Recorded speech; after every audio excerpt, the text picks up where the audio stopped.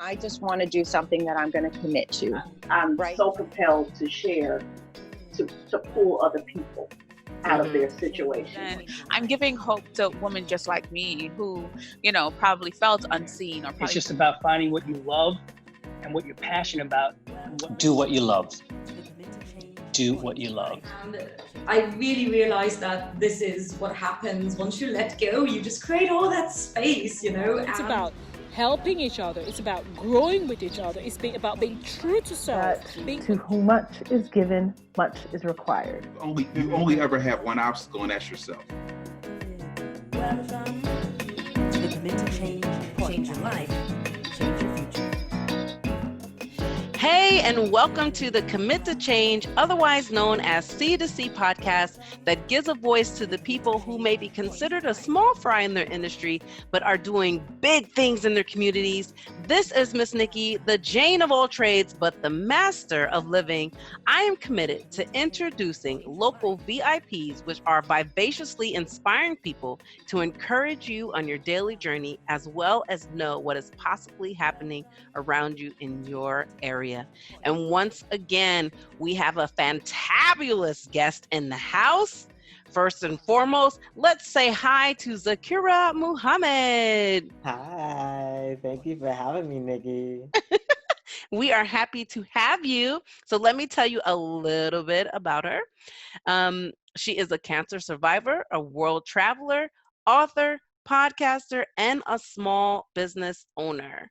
At 6 months old, a camera saved her life due to a rare childhood eye cancer tumor that was detected by a photo that her mom took. And at 9 months old, she was taken into surgery to have her right eye removed.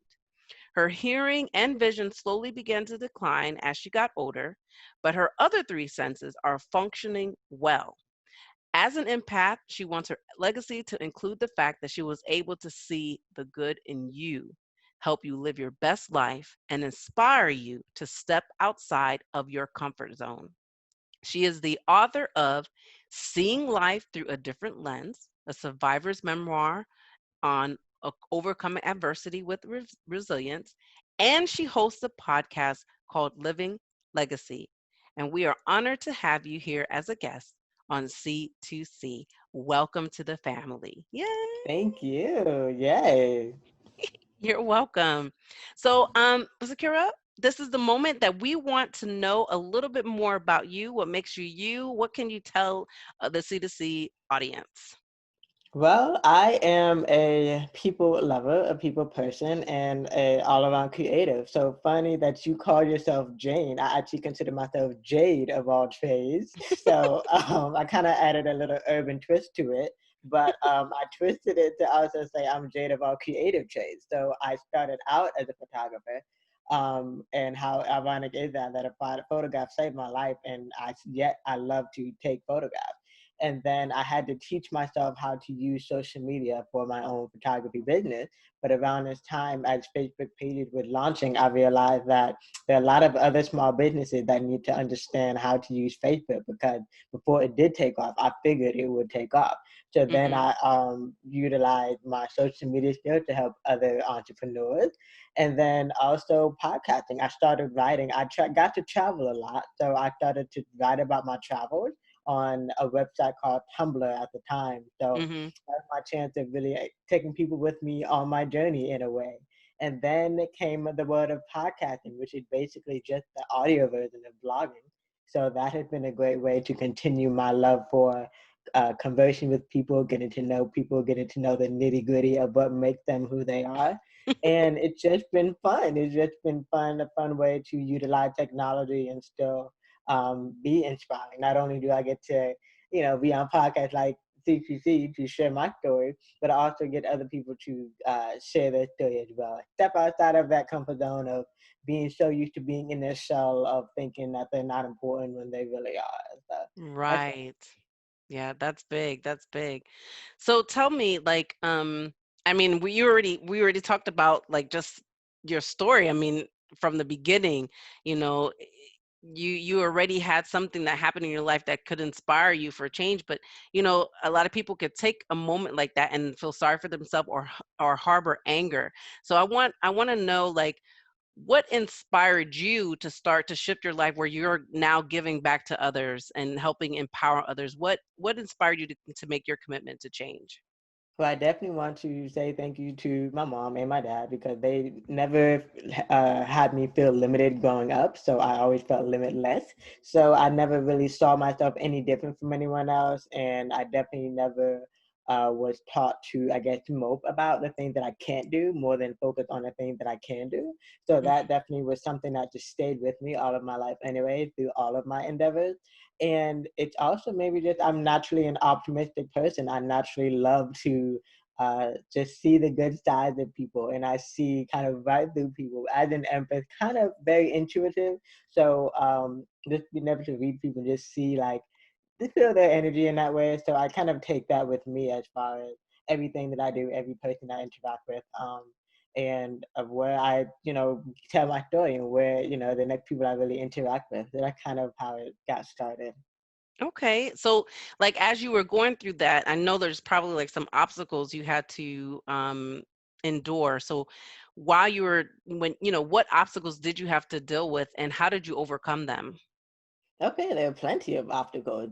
I think that's interesting about life. Life itself is a roller coaster ride, and it's just you gotta head on, But I think the first obstacle was definitely, getting used to being seen in a different light compared to the way that I saw myself, the way that my mom and my dad saw me. Hmm. Being bullied in school, when people did not understand that just because I have or I wear glasses. Normally I do wear glasses, but I've been home a lot, so I don't have to. But either that or the fact that they may see just what looks like a lazy eye to them, and they don't even know that it's actually a glass eye, a prosthetic eye.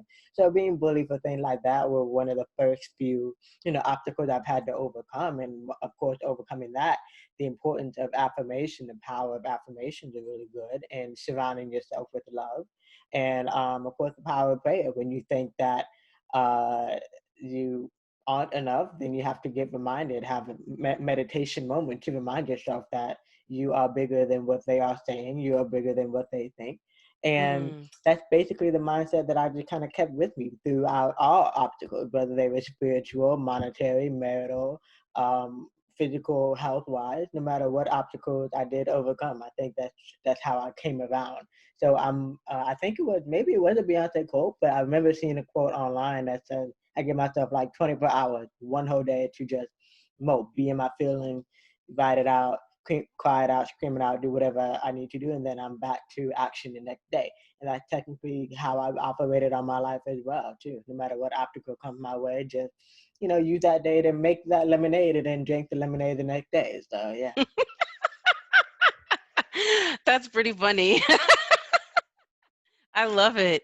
Like, so many people like should hear. I'm man, I'm so happy you came on the show, because like so many people need to hear like your story, because people that have not even endured half of what you've dealt with, um they they they don't understand how to take the positive out of it and really make a shift and turn around how they're feeling about their life, and really use that energy of pain or feeling isolated or whatever, turn it around and use it to inspire and help other people. And you have chosen to do that. So I mean, it's fabulous. It's absolutely fabulous. So who would you say has been your biggest supporter? I know you said mom and dad like helped you through this, but I'm going to ask you again, like, who would you say has been your biggest supporter throughout your entire journey, including when you made the decision to start telling your story and sharing your life with others? So I think I will also add that my closest friends and family also have helped me to do that. So it really did not kick into me that survivor is a good thing, is a good word, until I started telling my own story. So they really started in middle school. I've been blessed to have friendships that have lasted, decades. And so middle school was really that coming into myself kind of moment of where I would learn to speak up for myself or tell people what it is about me or what I need, emotionally, in order to really be the friend that I need them to be. And so it really started with me just sharing my story. And so when I did, that's when not only did they say, well, I'm inspired by you or I'm amazed by you. Not only did that speak, my love language, but then also just having that friendship that I can turn to, when the going gets tough. And so they not only have just said to me that they are inspired by me, when they help me by just share the things that they love about me. And most of it does come down with helping me narrow down how to infuse all of that into business and how to live my life full of purpose and live my life full of impact. So definitely want to attribute to a few of my girlfriends that I've known since school days, that we always check up on each other. Even so now during the change, the new normal, we keep in touch for us. So I definitely want to attribute it to those girlfriends that just see me in the moment that I don't see myself, because that's very important too, to have that network of friends to kind of hold you accountable, really. Yes, absolutely. So how do you feel that you are adding value to your community? I feel that I am adding value to my community by inspiring you to step outside of your comfort zone, which inspires you to tell your own story. Because believe it or not, you're not the only one who's been through what you've been through. We all literally had to grow through what we went through. So I am not only just being out there with podcasts and having my book out and also being a marketing agency owner. It's just also being that person who is comfortable enough to speak up. I'm the only one. I've always been like the only one because I'm multidimensional, right? So being a cancer survivor, being an African American, Afro-Caribbean woman, and a woman of faith, it's just all these dimensions that kind of allow me to that kind of be in a unique space online, especially nowadays, to just kind of share my story and have a unique, positive, uplifting, and also tell it like it is perspective. So I feel like that's also how I'm able to be a unique voice in the world, even though there are people who may, some people say, oh, you remind me of so-and-so, or you seem just like so-and-so, and that's fine. I take the compliment, but I know that there's only one Zaakirah. Yeah, that's right. So you said Afro-Caribbean. Yeah, on my mom's dad is from the USVI. Okay, excuse me. So I have to ask, can you, can you do some dances? Can you dance? Well, here's the thing. It skipped the bloodline a little bit, just a little bit. So But I'm sure the music gets you going. Yes, you feel it. Okay, that's all that matters. yeah. You're so funny. Okay, so you have to tell us a little bit more about your book, and then I want you to tell us about your podcast. Perfect. So I actually have my book here for those who are looking. I have seen life through a different lens, a survivor's memoir on overcoming adversity with resilience. And it is more than a memoir, really, based off of the Amazon reviews that I've gotten so far.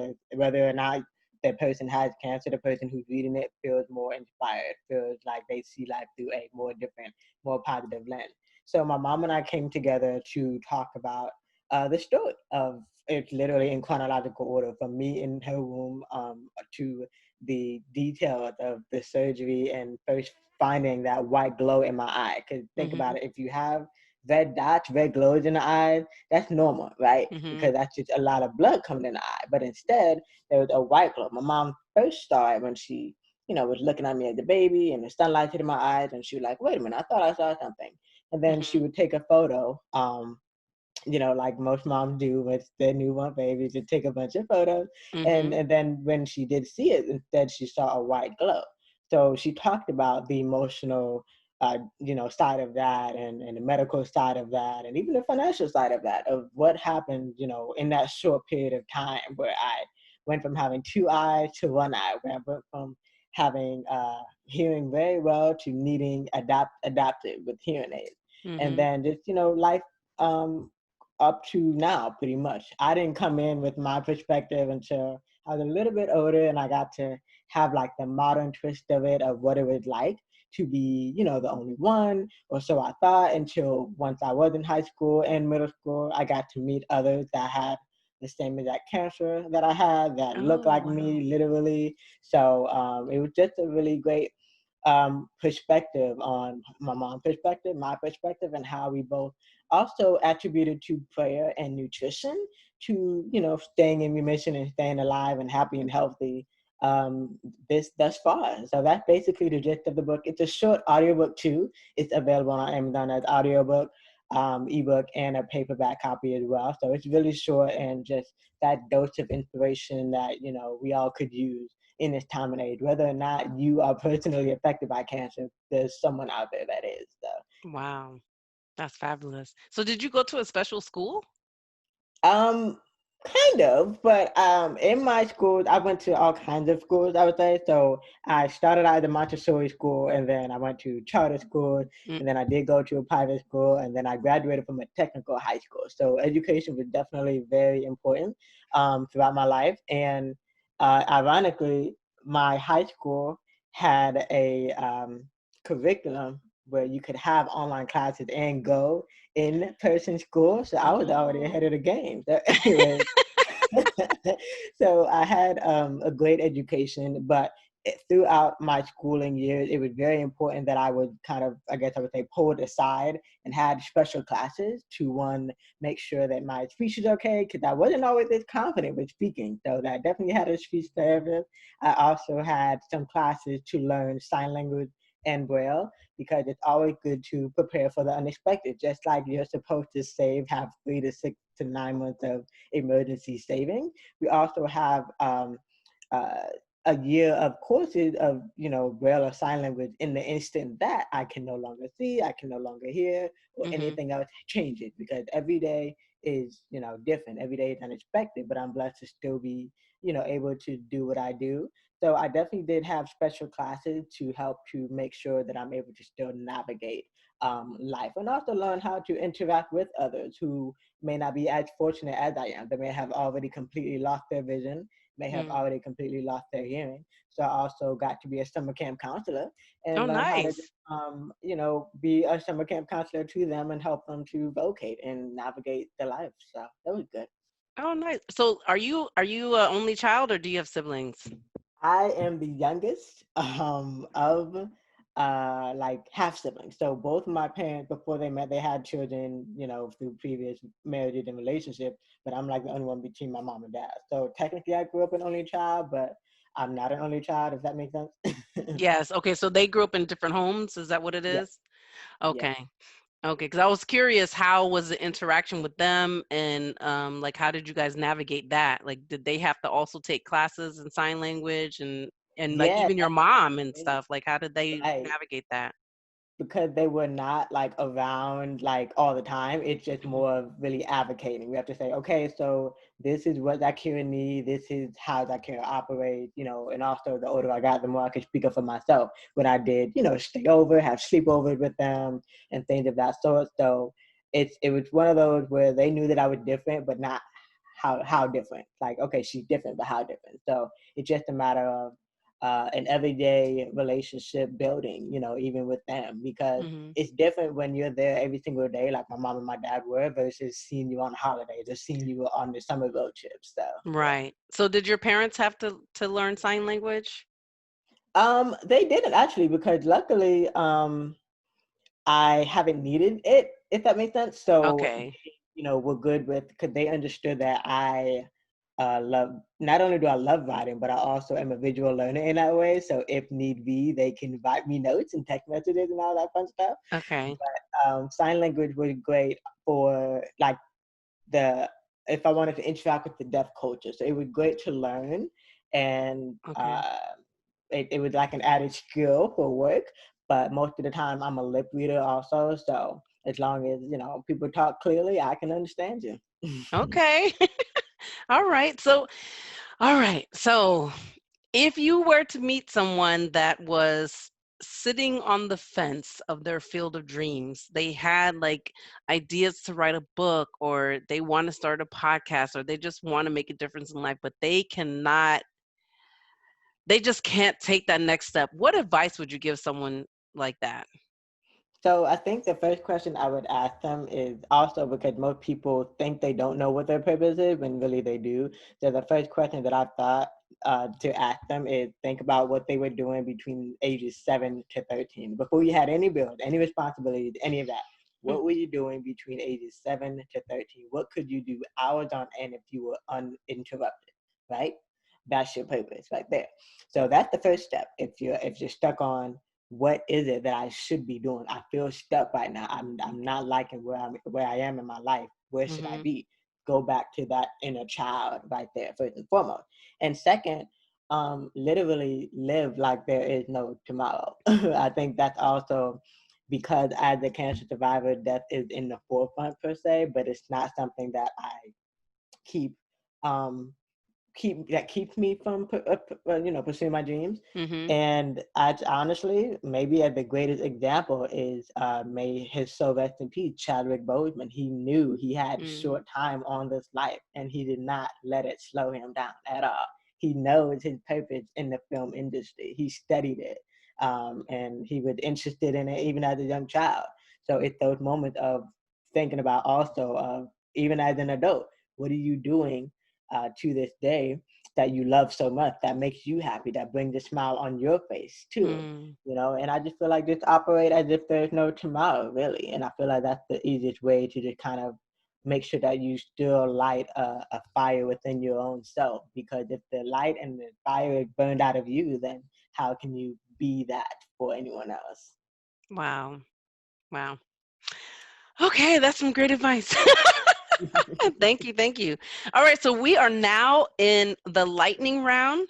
So in the lightning round, I'm going to ask you 5 questions, and whatever comes to mind, that's, you answer it short and sweet. If it happens to be short and sweet, if you have more into it, then so be it. But yeah, so you ready? Well, you need a special effect. You need a buzzer effect. I know. I know. And it's funny you said that, because I have been saying that from the beginning when I started the lightning round, and then the last podcast I did, the person said the same thing, because I'm always like, ding, ding, I guess when I get my initial setup, because I'm not like in I'm currently staying with my sister, so I don't have like my set podcast set up. Yeah, I'm making do. So maybe I should get me like a soundboard or something that I can be like, bing, bing, bing, DJ Nikki, like I'm a mess. All right, so here we go. All right. So what initially held you back, if anything did, from committing your life to this change? Like, meaning giving back to society, writing your book, starting the podcast. If anything held you back, what was it? Myself. Feeling like I wasn't good enough. Feeling like no one wanted to see me, hear me, wanted me to help, myself. Yeah, okay. And what is the best advice you have ever received? Well, 2 things came to mind, so I just shoot both of them out. So one is the fact that I already have the photographer's eye. I started out as a photographer. I help other photographers. Now I teach them. So someone literally had said to me that you already have the photographer's eye. That's what makes you a great photographer. So that's what keeps me going as a photographer. The other thing that came to my mind is, I think it's a Angie Martinez quote. I think I was looking on a Forbes website one day, and it said something like, take a moment every day to write your like autobiography. Take a moment every day to tell your story. So that stayed in my mind too. Okay. You know what? I didn't even ask you. I know I'm about to pause on the lightning round. I'm out. Halftime. Yeah, halftime. What made you decide to do photography?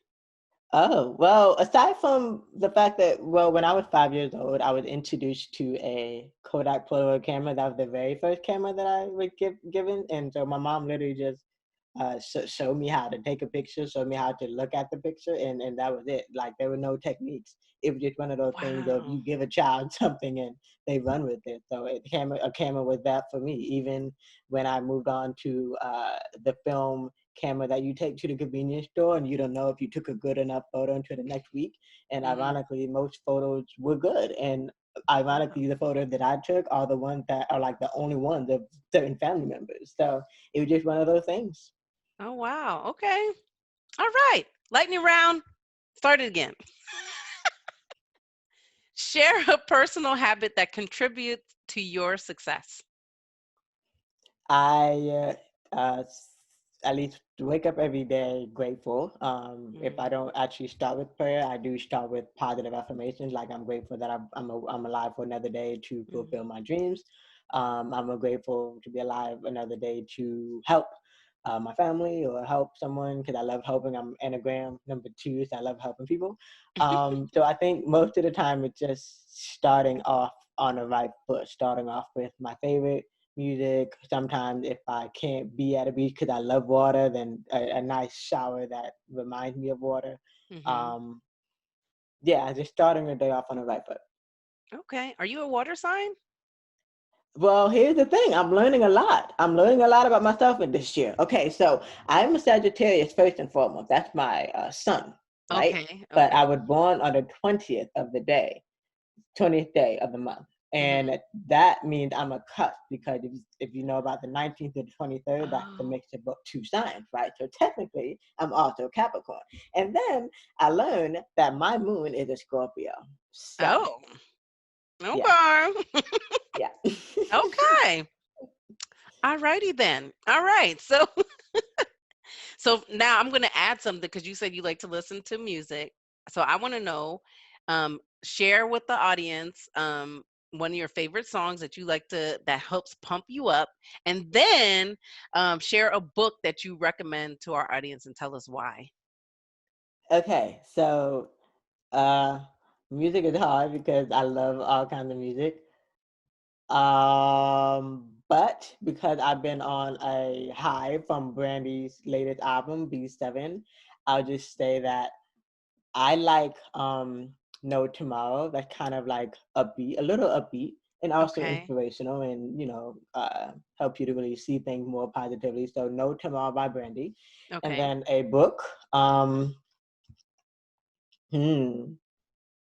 Well, I guess just off the top of my head, also because it's September is also Childhood Cancer Awareness Month, and I love to kind of continue to advocate for my fellow deafblind woman. And her name is Haben Gurma, and she's the deafblind lawyer who conquered Harvard. So she got to meet President Obama and the whole bit. Wow. So she wrote a memoir, and even though she studied law, she has a lot of law references in her book, but it is a memoir because she's also from Eritrea. Her nationality is from Eritrea in Africa. And so I just would recommend her memoir. It's called Haben, Haben, the deafblind lawyer who conquered Harvard. Wow. Okay. Put that in your books. Put that in your list, listeners. All right. Last and final lightning round question. If you found out that you had 1 hour left to live, and you were given the opportunity to share one final message, what would it be?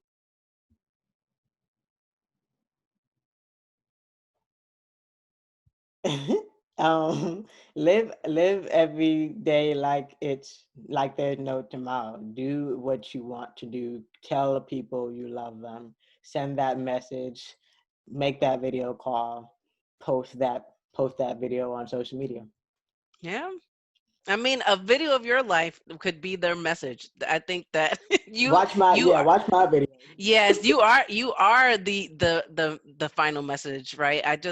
That's really great. To just how you conquered, and you're continuing to conquer. So please tell our audience where we can find out more about Zaakirah and what you're doing, and we just want to know more about you.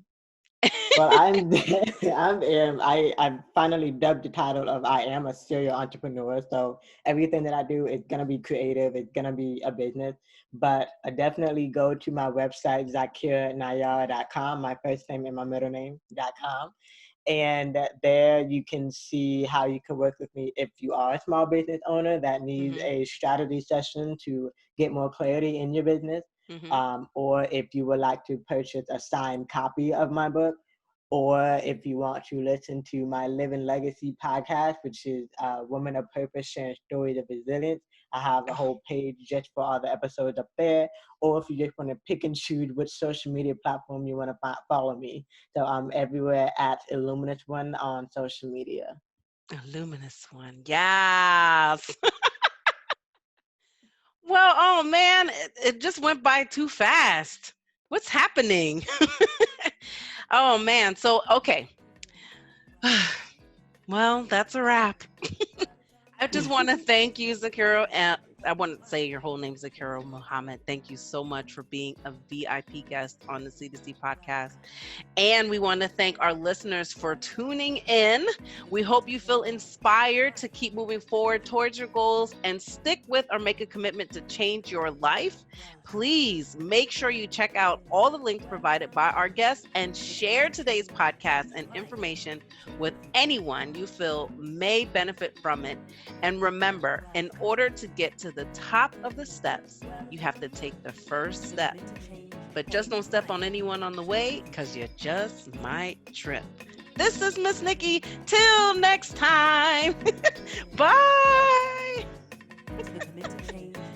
You say bye too, Zaakirah? Okay, bye. Bye. Welcome to the Commit to Change your life.